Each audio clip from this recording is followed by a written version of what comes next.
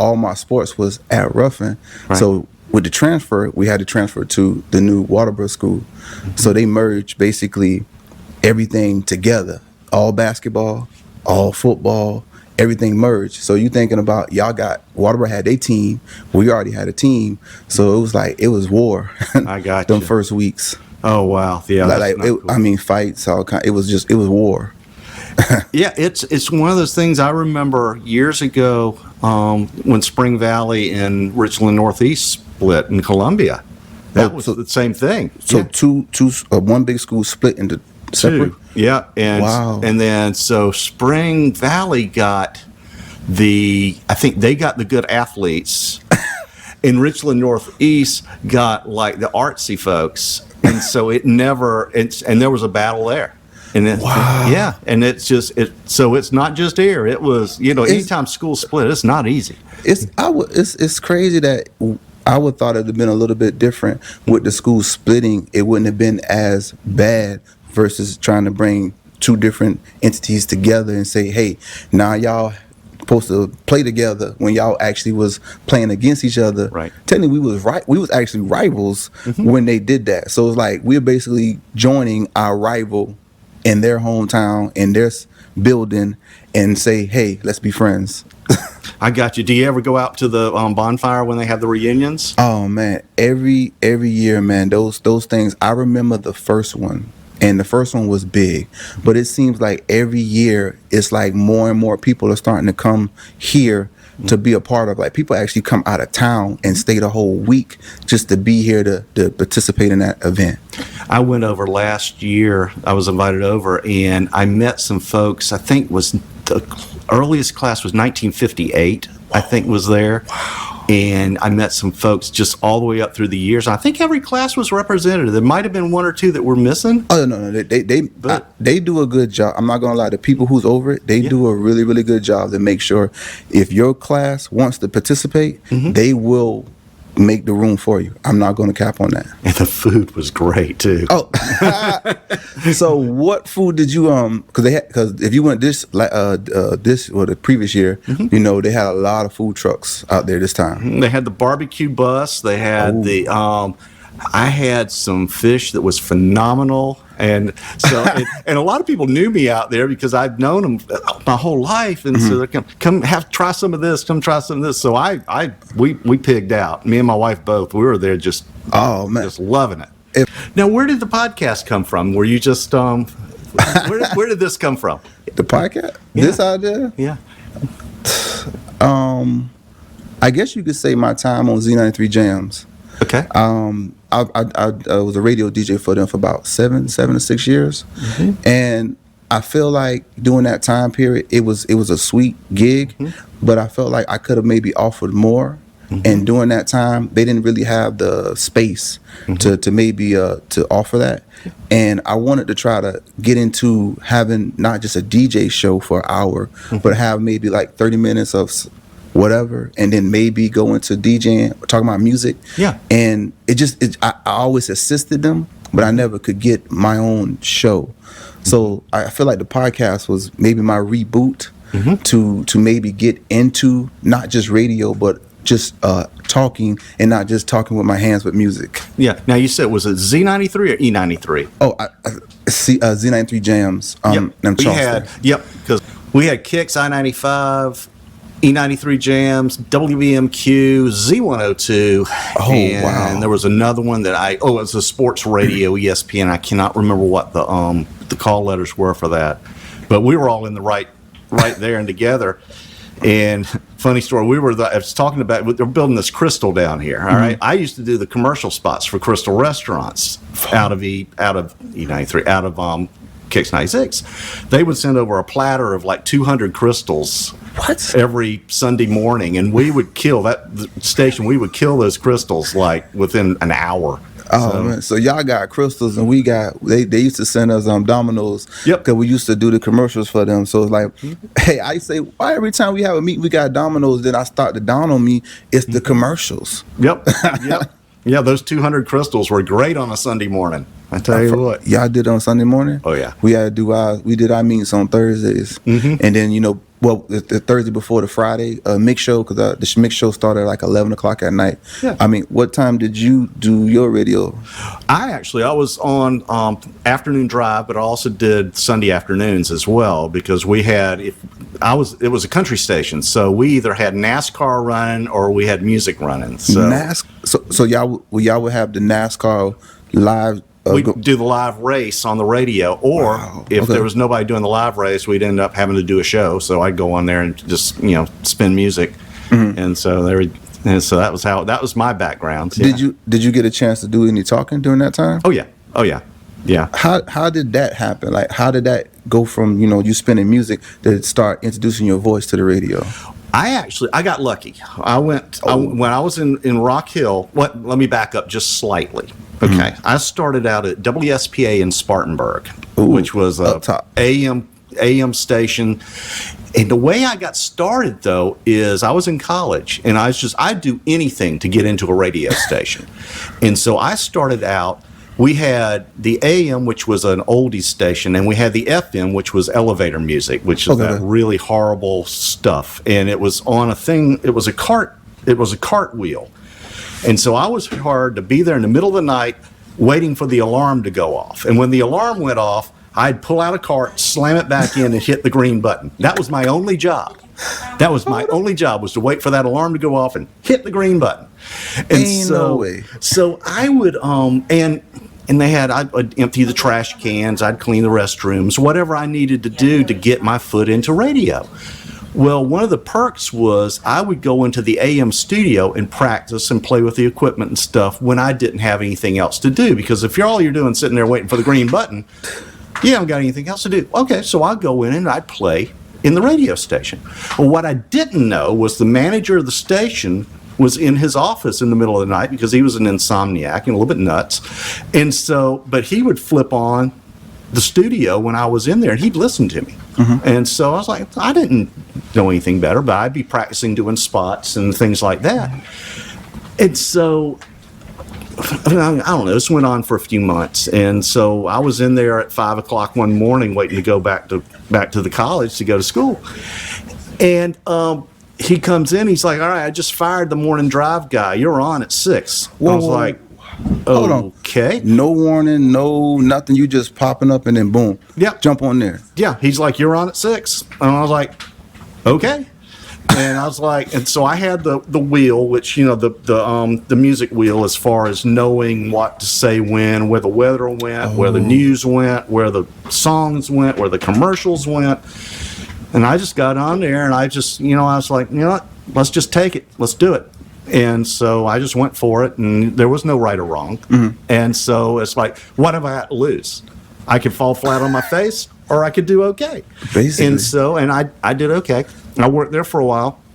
Then I went after college. I went to Winthrop University up in Rock Hill.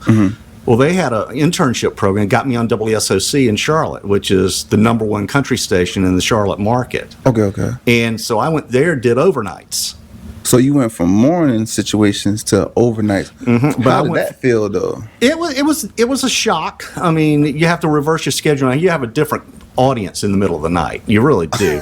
But it's like you went and you just adapt and you just go for it. But I went from a AM station playing oldies music in Spartanburg, South Carolina, which had a couple of 100,000 people listening normally. WSOC, even in the middle of the night, had 2.3 million. Whoa. And so the dynamic changed because it's nighttime that much? Well, no, it was the city being in Charlotte, North Carolina, whereas the AM had this little reach of about 60 miles. The FM had the reach of all of North Carolina and South Carolina. So you had a so that's basically the difference between the AM and the FM signal. The FM can reach a little further. A little further. Well, with the exception of Clear Channel FM, which is the like WBT in Charlotte, they can reach the entire country because they have a triple tower array, and that's how you can listen to like LS in Charlotte, in LS out of Chicago. You can hear them all over the country in the middle of the night. And when I was a kid, you would sit there and you'd have a radio under your pillow because you weren't supposed to be up after 8 or 9 o'clock and listening to people with my headphones on and things like that. But no, it was I went to WSOC and I had a good successful shift there in the middle of the night. Got to do some daytime just because when people go on vacation and stuff, they move the nighttime people into the daytime hours. So I had a good experience with it. I do have a question because I'm kind of curious with you being on the radio. What was your radio name, or did you have a handle, or did you have, what was that, or what was the first one, I guess? Yeah, well, actually, I've used the same radio name the whole time. It was J. Scott. Just straight J. Scott? Yep, JAYSCOTT. Did you put something on the end of it, or Nope. did you? No, I was just J. Scott because that worked for me for radio, for television, anything. It worked for me, and that was just the name I chose to use because I don't use my last name typically in radio or television because there are some freaky people out there, and you don't want getting calls in the middle of the night. And everybody's your best friend. And so you do remotes and stuff. So you sort of, change your name just slightly and go from there. And the only time I ever, another one funny one, when I was on an AM one time and the guy didn't want me to use my air name. He wanted me to use a different name. I was like, that's going to mess me up. Why would you introduce yourself as not you? Yeah. I mean, when he called you, or however they contact you, I mean, he had to know who you were. So it's like crazy to tell you, hey, I want you to go out there as Billy Bob or John Thornton or something. I don't know, like whatever. Well, it was the same radio. The radio station, you couldn't be on 2 stations simultaneously in the same market. And so, and the stations were both owned by Clear Channel at the time, but they didn't want me to have my name on this one and my name on that one simultaneously. And I was like, well, that's still not going to work because people are going to recognize my voice. And so it only took me one opening the mic to get them to change their mind on that because I opened up the mic and my name was Alan Wrench. Alan Wrench, yeah. And so I just made him look as stupid as I could. And, he came in, he's like, all right, go back to your real name. Yeah. I was like, well, I've got plenty of major power tools here I can still use. I could be Lug Nut if you want. But, it's like, so I just went on with it and had some fun. Hey, boy, you have a very interesting radio. I thought mine was more crazy, mixing that late nights, have to get them call-ins and people want you to play a song that you know good and well that you don't even supposed to play or don't even supposed to have on the radio. Trust me. Well, I had a general manager, and I've done this a long time. I've done radio and television for 38 years. And so it's like, so it was a lot of fun, but I've had some crazy managers. I had one at the station I won't mention because the station's still around and still local, but he was a nut. He owned the station. He was the general manager. He came into the booth one night, and we were playing a more like easy listening late night for sleeping and stuff. You didn't want to do anything. Well, he had bought an album, and he wanted to listen to it, so he comes into the station. Here, put this on. I want to listen to it on my way home. Whoa. And it was like a hard rock album. I was like, it was out of it was completely out of the format of the station. It was completely out of everything. I was like, this is not going to be cool. He's like, I own the place. Go ahead and do it. I was like, okay. Wow. And so he listened to his songs on the way home from work. He had his own personal beatbox there. And I was like, okay. He was showing his. Did he get any type of like backlash from that? Like, nobody? Nope. He was nuts. Nobody wanted to mess with him. So, and he was writing the check. So I was like, hey, all right. My program director called me. Have you lost your mind? I was like, this person told me to do it. He's like, enough said. Okay, enjoy. And it was like going from Lionel Richie to Kiss. I mean, it was like, oh man. I mean, it was like boom I don't even want to. I don't even. Do you know the name of that record still? Or you got it? I'd have to go back. Because now you got me interested. It was not hard rock, but it was rock and roll. It was fairly like big band rock and roll, like like we're talking Kiss, Led Zeppelin, that type of stuff. And yeah. So it was really going from nothing to boom. Well, my question, second question I have for you is, with your 38 years in TV and radio, do you feel like you've done everything that you wanted to do, or there are some things that you probably feel like there's time to get done? I have honestly, I can safely say I enjoyed my time, and I'm done at this point. Wow. I really have done pretty much everything I wanted to do. I've been on national television. I've done local television. Yeah, I've done everything I want to. I've done sports. Okay. You know, and so it's one of those things. I've broadcast everything I want to broadcast. Now, if somebody comes up with an idea that they want me to get on and do something, hey, I'm there. Okay. You know, I'm not going to say I'll never do TV again. Nobody can say that. But it's I most definitely don't know about that one. It's addictive. It's addictive. It really is. When you did local TV versus national TV, what was the difference or the different loves, I guess? Local, I did local weather for a long time. And so it was really, I enjoyed doing that. I enjoyed going out and meeting people, doing the remotes, just like radio. TV, you go out and you meet people as well. You got to go out because you're at the mercy of the advertisers stuff. And so if the Isuzu place wants you to come out and meet people, you go out there, and at that point you gave out bumper stickers, you gave away T-shirts, you know, whatever. Basically, same thing with the radio. When we go to do like the things at the gas stations, we have the T-shirts, we got the stickers, we got the cups, and we got the free CDs because we giving out mixtapes. Yeah, exactly. And so it was like, you know, so we would do it. So I loved meeting the people. And, you know, the national side was a little bit strange, though. The national side, because people recognize you, you can go nowhere now and people not recognize you. Did you have a strange experience when you first hit that mark with that? No, I really, I'm a natural showman, ham, whatever you want to call it. So I have fun doing what I do. And so I'd go out and, you know, and people would see and know you and whatever, and I'd be like, cool, this is neat.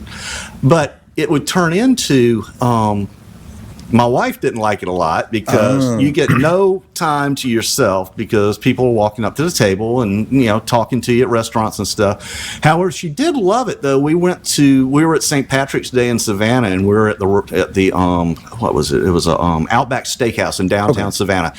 St. Patrick's Day is nuts in Savannah. You got 2 million people in downtown Savannah. They paint the river green. It's just a big festival, whatever.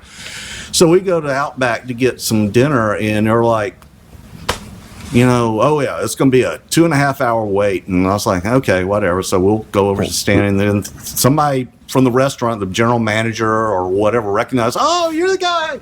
I was like, come on in, we got a seat for you. It's like, really? I was right there in front of the people in the line, boom, come on in. He didn't care. He was like, whatever. And we were in Savannah covering it, and so I was like, okay. I was like, oh wow. So, and at that point, she started liking the attention. You know, she didn't have to wait in line for things, but it was, you know, it was few and far between. But it's like, hey, whatever. I was like, you know, I got to eat 2 hours early, so I was like, okay, that's fine. And all we had to do was, you know, basically just be there, talk, you know, and be nice to people, which I'm going to be nice to people anyway. So I mean, anybody that comes up to you, they got a lot of people when they get to the point where they don't, if you don't want to take time with fans or people, you don't need to be in that business because they're paying your check, whether it's a music star, whether it's a DJ, whether it's a TV person, whether it's somebody on stage doing live performance. If you don't want to take the time to meet your audience, you don't need to be in that position because you owe it to those fans because they're paying your check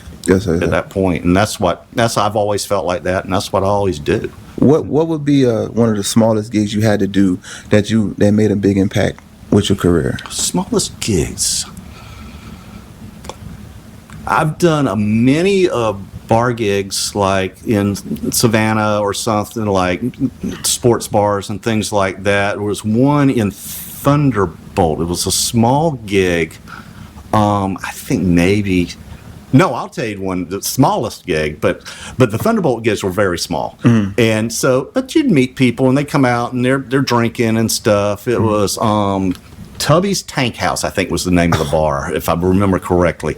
But it was small, but nice people, you know, locals. The smallest I ever did, though, we were doing on Hilton Head. We did a concert with a group called Orleans. And they had a hit called Still the One, which was, you know, it's popular back in like the 80s and stuff like that. Okay. No, 70s. Yeah, 70s maybe. But they were on their way down. There was not a really big band. Yes, sir. And we show up and we set them up. You know, we're advertising. We've been advertising it for weeks. You know, come in, and I think we had 6 people show up. You know, and that's embarrassing for the band, but it's embarrassing for the radio station. 6 people. But we got on there and we did the show. We did it like we were supposed to do the show. Whether you got 2 people in the audience or whether you got 2,000 people in the audience, you know, it's give them the same show. And they went on and they sold that same show for 2 hours. And you know, and they sang to 6 people, you know, plus our staff. Yes, sir. But they performed. They went on. And that's probably the smallest gig I ever did. But it was, you know, but to watch the professionalism of that band when they only had 6 people in the audience, it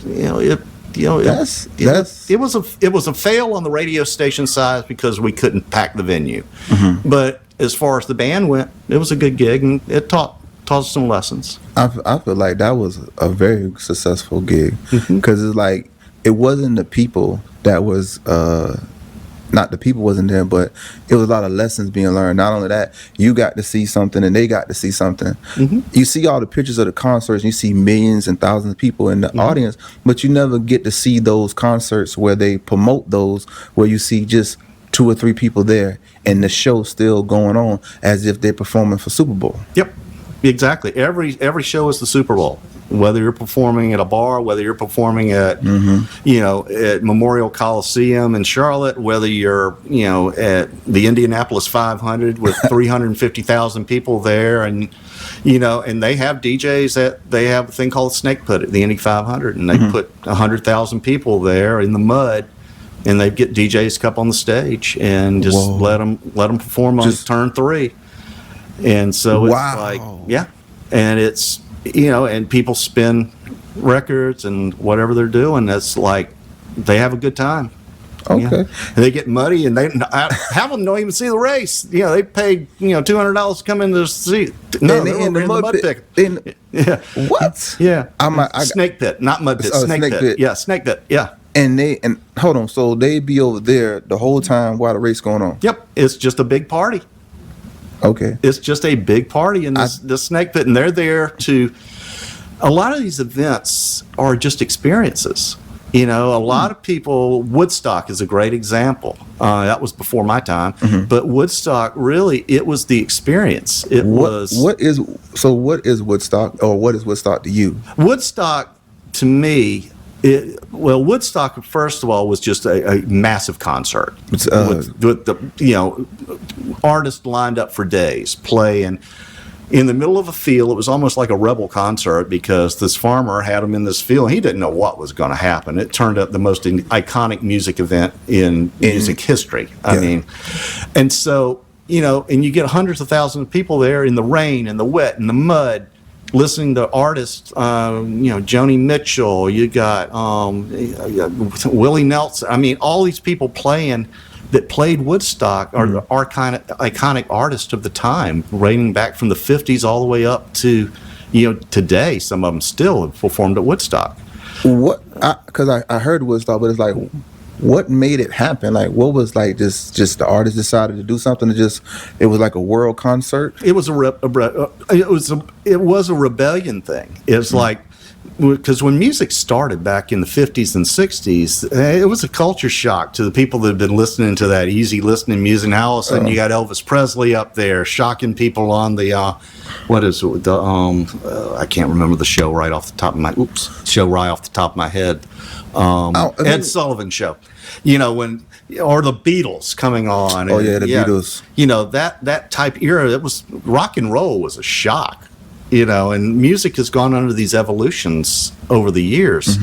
And so Woodstock was sort of bringing all of that together. Yeah. They brought rock and roll, they brought country, they brought all of that together in and it was also the time of love and things like that. And so, and there was probably some alcohol drank and some other strange Indian herbs observed there, but it was a party. It was a party. It was a party, and it was outside. Yes, exactly. Put it like that. You got it. I'm gonna leave it there. Yep, exactly. Do you with the music that Woodstock had back then? Do you feel like that music is still today affecting music? I do. I really do. Because if you pull up some of the songs from today, they'll do a mashup of an old song and pull it in and use that mashup to make a new song. Yes, yeah. And so all of that music still has an effect on the music of today, because you look and you go back to a song that Elvis Presley did back in the 60s. Somebody can take it today, put a beat behind it, do a mashup of it, and make a hit out of it. And so some artists today, they do that, and with how legal things is now, it's crazy. Some artists they mash up songs that they wasn't supposed to mash up. I can use Diddy for example. He mashed up a song he wasn't supposed to mash up, and he basically got fined $2,000 a day for the rest of his life. Yep. And that right there is, and I can't think of another artist, but Tory Lanez, and I think Drake also fines behind mashing up songs that they weren't supposed to. I'm not saying they're not going to do it, but guess what? It worked. Yeah, and some of the songs work really well together, because like Kid Rock took Werewolf of London back from the 60s and mashed it up, and he had a hit on it, and that's Kid Rock. And so it was and that was condoned. And so that song became a major hit. Yes, sir. So yeah, and so I love listening to them. I love going on. If you go on YouTube right now, and I'll do this occasionally, they'll take an old song and play it for somebody and let them listen to it on headphones. You'll get their reactions to that song on YouTube. Yeah. And you're like, and so to see people's lives open up or their eyes open up, it's like, wow, that's a cool riff or whatever. It's like, not the riff. Yeah. Yeah. What is the word riff? Because I on TikTok they got the videos be popping up, and I see a guitar player say, "I'm about to hit a cool riff." So it's a line of notes. Just so that means basically he's about to. Is it considered freestyling or just? It is. And now some of the riffs that start off as freestyle become a classic riff because it's the way they've done it. Everybody just knows it. Yeah. So do you have a favorite riff or a riff that a lot of people will know? Probably the intro to Sweet Home Alabama. Man, that's like a worldwide situation. Like I don't think new babies already know that song. Yep. like I just can't think of, like when you said sweet, I already knew where you was going with it. Yep. And that's just a classic. You hear it. And it's just so classic, and everybody knows you hit it. Like you said, you hit that in a bar, within the first two notes, people know what you're gonna do. That and I'm gonna say Tennessee Whiskey. I know that's not a riff, but that song for some reason, no matter where you go at, everyone knows the song. And then there's Freebird. Allman Brothers, Freebird. That's like if you hit that, everybody's in the bars going Freebird. It's like, Hold on. Okay. Yeah. I'm trying to keep it together. I'm not acting. This is for real. No. Just when you did I'm like, what? Yeah. That's a line in the song? No, it's just drunk people at the bars. They're wanting to hear a song, and once you pass a certain line of inebriation, I think you can only remember the titles of 2 or 3 songs. And Freebird has to be in, it's in there. It's like, hey, they ain't played Freebird all night. Freebird. Yep, there you go. And they chant it out. Yep. Wow. And so it's just every artist, they come in. I think the most deadly thing some of these musicians will do is they'll come in and they'll try to do new songs, album cuts, and things like that. They call that the deep cut. The deep cut, the one that they know they don't perform nowhere. Yeah, and you get in there, you get in a concert, and you've paid your $50, $60, $100, $200. Now it's $500, whatever it is, to see a concert. Go to Beyonce concert. Yeah, exactly. She want 20 grand for a seat. Yeah, and that's ridiculous. But you get in there, and all of a sudden, now they're doing, let's do some deep cuts. No, we want to hear your hits. Sorry, we're here to hear the hits. you know. And if you want to sing a couple off your new album, great. I never understood that. Sometimes they'll do the mashups when they introducing the artist, like a hip hop concert. They'll be mashing up their songs. Yep. And then they'll throw not so known songs in the beginning, and then they'll jump into the ones everybody know. Yep. I feel like I haven't really been to a concert, a band concert, to know how that really works. Yeah, it really, sometimes bands have so many songs that they just can't sing them all. I mean, so in some of these mega bands that have been around for 40, 50 years, they have so many hits. And so they'll take those hits and they'll mash them up into a little melody medley of songs, and that's all well and good. But the big songs, the ones that made them the money, the ones that people all recognize, you need to do them and hold the biggest song for the curtain call or the last song. I can see that, because it's like, if you're paying this money to come to this concert, this is basically showing love, but also you want to see the show, and the show is the hits that made you come here. And if you don't get to see the hits, it's like saying, why did I pay money to come see this when I could have just put the music on my TV or played it on my car to play the song that I really would have hit. If you in all songs, I like live cuts. When I'm playing music, I love to listen to live albums because those are more natural. Live albums, that would be considered like the concert recording. Just the concert recordings. And I always wonder, how do they figure out which concert that they're going to take to make the live cut in a situation? They'll take it a good. They will record 6 or 7 concerts during the run of the show. So they'll do the Detroit, they'll do the Orlando, they'll do Atlanta, they'll do Chicago, and then they do them from different sections of the country. Okay. Because audience react different in different sections of the country, and so at that point, and then they bring them all back in the studio, and the artist sits there and listens to them. A lot of artists will sit there and put them on CD, put them in their car, or put them on a USB drive now, put them in their car and listen around. It's like, I want to use this one from Detroit. I want to use that one from Atlanta, Midwest, Vegas. And it's the crowd reaction. Did they sing the song good? Because not all artists sing their songs good every time. Every once in a while, they'll forget the words. Hey, it happens. Yeah. It happens. You wrote the song. Well, I'm not gonna say you wrote the song. You performed the song a lot, but that doesn't mean you're gonna remember it every time. Nope, exactly right. Or the band will mess up, to hit a wrong key, or it just was an off night. I mean, everybody has an off day, and so it's just one of those things. Yeah. Oh wow. Yeah. With you doing radio, did you ever get like free tickets to go to concerts? Normally, no. They're really not allowed to do that. It's payola plugola. Well, that's a big no-no. Well, don't ask me that question, man. Please.